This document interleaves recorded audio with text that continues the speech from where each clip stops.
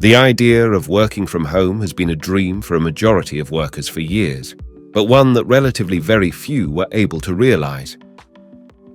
During the early months of 2020, the global lockdown that began forced most businesses to close their doors, and for the first time in history, most workers were finally able to work from home, at least partially. While this drastic change was not without its challenges, the forced move away from in-person work did prove several important things, most notably among these, that business can continue even if jobs are performed remotely.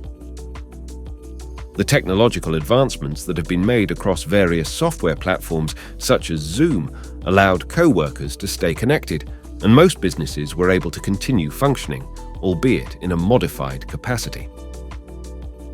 In the years that have followed, what was once a necessity of public health and safety increasingly became a coveted work perk, and one that was dangled on a proverbial stick in an attempt to entice job seekers to work at your company versus an in-person competitor. Indeed, working remotely became the norm rather than the exception to the rule. From the perspective of most workers, the benefits of getting to work from home, or indeed anywhere in the world, is a massive perk. You don't have to waste time and money fighting through rush hour traffic and burning money on gas. You can save on childcare costs by having the ability to handle it yourself right from the comfort of your own home. Unless you have to hop on a video call, you can work in your pajamas, and there's no need to spend money on takeout. You can just grab a bite right from your fridge. The benefits of not having to go into the office were not just for workers either. Companies saved money by not having to run electricity in the office buildings, didn't have morning coffee or donuts to provide workers, and some outright realized that there wasn't really a need to keep paying rent for office buildings at all, which saves a huge portion of the cost of doing business. The positives weren't just financial either. As workers were able to perform their jobs from the comfort of their homes, worker satisfaction increased, which in turn ramped up productivity. Companies saved money, had more content and productive workers, and were able to continue operating their businesses. Businesses were now also able to tap into a much larger and often global talent pool, as they could hire anyone to work from anywhere in the world. This sounds like a textbook win-win scenario. So why then has the trend been moving away from outright work from home to partial office work, and in a majority of cases now, a total return to the office? Is the work from home dream dead? Before delving into the return to the office, it is essential to reflect on the lessons learned during the era of remote work. As organizations grappled with unprecedented challenges, they gleaned valuable insights into the dynamics of working from home. One key lesson learned was the importance of robust technological infrastructure. Businesses quickly realized the necessity of investing in secure and reliable digital tools to facilitate seamless communication, collaboration, and project management.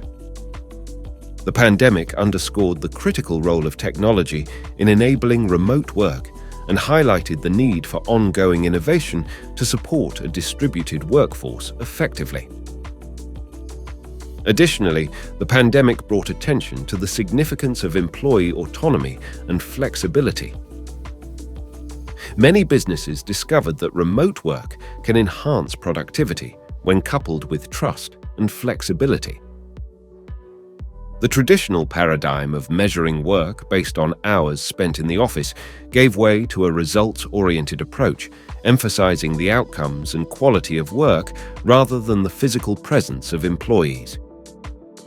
This shift towards outcome-driven performance evaluation is likely to have long-lasting implications for how businesses assess and support their workforce in the post-pandemic era. Furthermore, the pandemic illuminated the importance of prioritizing employee well-being as organizations recognized the need to establish a balance between work and personal life to maintain overall job satisfaction and mental health. This newfound emphasis on employee-centric policies and practices is expected to influence the future of work, even as businesses navigate the return to office environments. The transition back to the in-office work model presents a myriad of challenges for companies, requiring careful navigation to ensure a smooth and successful return. One of the foremost challenges is managing the psychological impact on employees who have grown accustomed to the flexibility and autonomy of remote work. Many individuals have adapted their routines to the remote environment, and the prospect of returning to a more structured office setting may evoke feelings of apprehension and resistance. Companies must prioritize clear communication and provide support mechanisms to address concerns, fostering a positive and understanding atmosphere during this period of change. Another significant challenge revolves around health and safety considerations. The pandemic has heightened awareness about workplace hygiene and the potential risks of close interactions. Companies are tasked with implementing and communicating effective health and safety protocols, which may involve redesigning office spaces, implementing staggered work hours, and ensuring access to necessary protective measures. Balancing the desire for a collaborative office environment with the need to maintain a safe workplace poses a delicate challenge, necessitating ongoing vigilance and adaptability. Furthermore, companies are grappling with the challenge of redefining organizational culture in the wake of dispersed workforces. Sustaining a sense of camaraderie, team spirit, and shared purpose can be more challenging when employees are no longer physically co-located.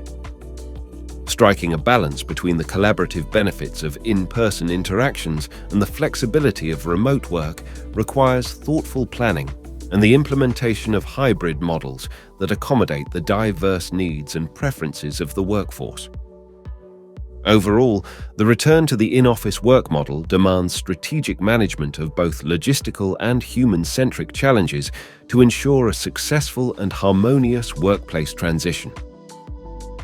Okay, so we now have some insight into the challenges that must be overcome in order to successfully transition back to the in-office work model, and we've looked at some of the key points that were learned during the Great Work From Home experiment, but it does raise one big question. With all of the benefits for workers and companies either perceived or actualized, why is the push to return to the traditional in-office model gaining momentum? If working from home makes employees happier and more efficient, and it provides savings for businesses and the opportunity to draw from a much larger talent pool, why go back to the same old in-person business model? Why throw all of the pros away in exchange for many potential cons, including employees quitting and seeking employment elsewhere with companies that decided to fully adopt the work-from-home model? One primary motivation is the perceived need for enhanced collaboration and creativity that often arises from in-person interactions. While remote work has proven effective for many tasks, some argue that the spontaneous exchange of ideas, face-to-face meetings, and the serendipitous conversations that occur in the office environment contribute to a more innovative and dynamic workplace. Companies, especially those in creative or collaborative industries, may feel that the physical proximity of team members fosters a unique synergy that is challenging to replicate in a virtual setting. Additionally, the desire to maintain a cohesive organizational culture plays a crucial role in the push to return to the office. The office often serves as a central hub for shared experiences, rituals, and social interactions that contribute to a sense of belonging and identity within a company.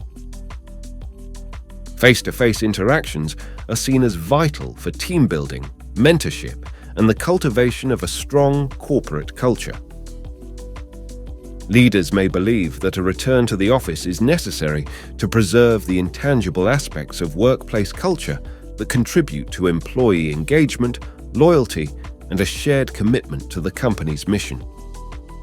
Moreover, concerns about productivity, accountability, and the ability to monitor and mentor employees are factors driving the push for in-office work.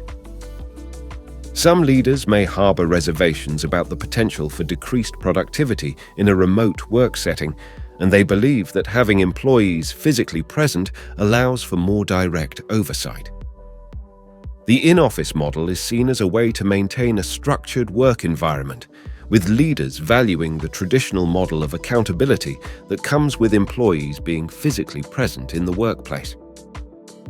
Ultimately, the push to return to the in-office work model reflects a complex interplay of considerations related to collaboration, culture, and productivity, with organizations seeking a balance that aligns with their unique goals, industry dynamics, and the preferences of their workforce. While it will likely take years to determine if in-office, work from home, or hybrid models become the norm, one thing is very clear. It's a brave new world out there for both businesses and the people that make up their workforce. At the end of the day, it is the human element that is front and center at the heart of the discussion. By acknowledging the lessons learned from remote work, implementing effective strategies, addressing challenges, prioritizing employee well-being, and seizing opportunities for innovation, organizations can create a work environment that is not only resilient, but also adaptable to the evolving needs of the workforce. The successful return to the office requires a collaborative effort, with organizations and employees working together to shape the future of work.